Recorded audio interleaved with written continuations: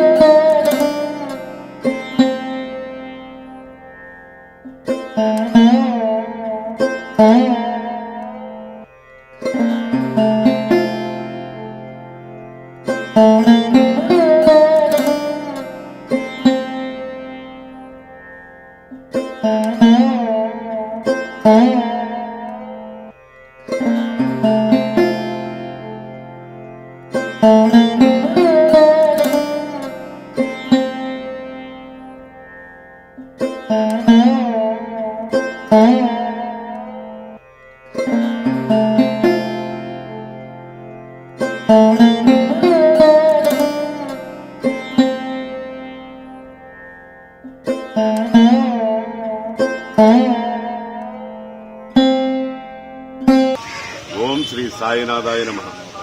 శ్రీ షిరిడి సాయిబాబా ధ్యాన మందిరం railway colony. గత 25 సంవత్సరాల నుంచి మందిర ప్రాంగణంలో ఘంటసాల గారి వర్ధంతి ఈ రోజున అనగా ఆదివారం 11వ తారీఖు. గత 25 సంవత్సరాల నుంచి మందిర ప్రాంగణంలో వర్ధంతి సందర్భంగా అనేక కార్యక్రమాలు నిర్వహిస్తున్నాము.